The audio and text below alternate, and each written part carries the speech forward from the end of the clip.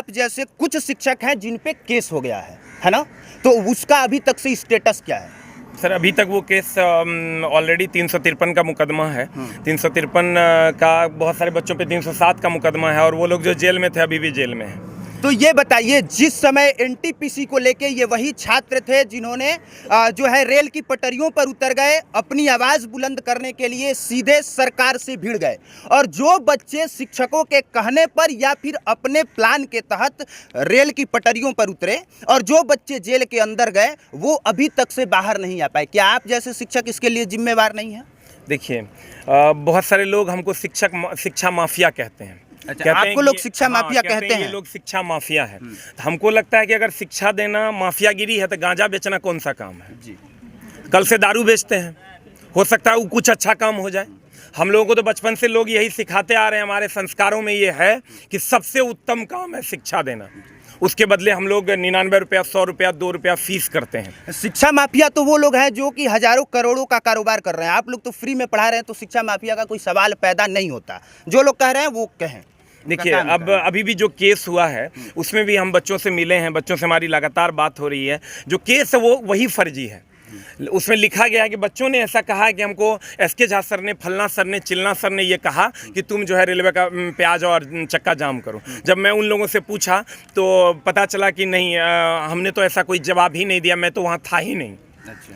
तो मैंने जब वकील साहब से ये पूछा तो वकील साहब ने कहा देखिए कानून में एक अधिकार है पुलिस के पास कि पुलिस कोई भी स्टेटमेंट गवाह का लिख देगी और उसको तत्काल फॉरवर्ड कर देगी, तब तक वो केस उस आदमी पर चलते रहेगा जब तक वो मामला माननीय कोर्ट के संज्ञान में नहीं आता है या जब तक वो गवाह गुजर नहीं जाता है, तब तक ये मामला चलते रहेगा। तो पुलिस अपने इसी अधिकार का नाजायज़ फ़ायदा उठा के हम जैसे शिक्षकों का नाम दे दी है, जबकि उन बच्चों से, उनके माता पिता से हम हमेशा टाई अप में हैं और वो लोग यही कहते हैं कि सर हम लोगों ने तो कभी नाम कहा ही नहीं, तो पता नहीं ये कौन लोग हैं जो नाम दे दिए हैं। सर हम लोगों ने तो ऐसा किया भी नहीं, आप लोगों ने ऐसा कहा भी नहीं। हाँ, हम लोगों ने नहीं कहा। और आपके यहाँ किस किस स्टेट से बच्चे जो हैं वो पढ़ने के लिए आते हैं? यहाँ आपको राजस्थान के बच्चे मिलेंगे, यहाँ आपको महाराष्ट्र के बच्चे मिलेंगे। राजस्थान, महाराष्ट्र और पश्चिम बंगाल, अलग अलग स्टेट से बच्चे यहाँ तक कैसे पहुँच गए? यहाँ तक सर उनको हमारे कंटेंट पे भरोसा है। उनको ऐसा लगता है कि अगर हम यहाँ जाएंगे, उनको बिहार पे भरोसा है। उनको ऐसा लगता है कि अगर हम बिहार जाते हैं तो बिहार में रेलवे की ज्वाइनिंग लेटर मिलती है। तो वही चूँकि हमारे जो हमसे जो पहले जो भाई लोग, जो टीचर लोग इस पर काम किए हैं, उसी को देखते हुए और आज हम लोगों का काम देखते हुए बच्चे यहाँ आते हैं। उनको ऐसा लगता है कि यहाँ पर ज्वाइनिंग लेटर मिलता है, यहाँ एक माहौल मिलता है। आप देखिएगा जो भी बच्चे यहाँ आते हैं शुरू में तो उनको डर होता है, महाराष्ट्र के बच्चे आते हैं, लेकिन बाद में चूँकि हम बिहार यूपी के जो लोग हैं वो सबको अपने पास रखते हैं। हम लोग किसी का विरोध नहीं करते हैं और कोशिश करते हैं सबको एक हेल्दी एनवायरनमेंट मिले। जहाँ भी जिसको दिक्कत होती है हम लोग उसका मदद करते हैं।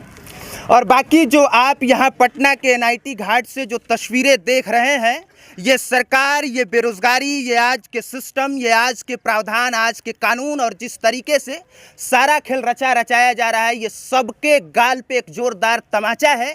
यहाँ बैठ के पढ़ने वाले छात्र ये बता रहे हैं कि सर आपने इस देश का हाल क्या किया है, आपने इस देश का हाल 53 रुपये वाले पेट्रोल को 116 रुपया में बेच के क्या किया है, आपने इस देश का हाल इस तरह से 2019 की वैकेंसी 2021 तक, 2022 तक अभी तक से अगर उसका पेपर नहीं हो पाया तो आपने क्या हाल किया है। बाकी ज़्यादा कुछ बताने की ज़रूरत नहीं है। यहाँ की तस्वीर इतनी ज़्यादा वायरल है कि ट्विटर पे कभी कभार ट्रेंड करता हुआ नज़र आ रहा है। बाकी मेरा नाम कुमार अभिनव है, आप पब्लिक प्लेटफॉर्म देख रहे थे, देखने के लिए धन्यवाद।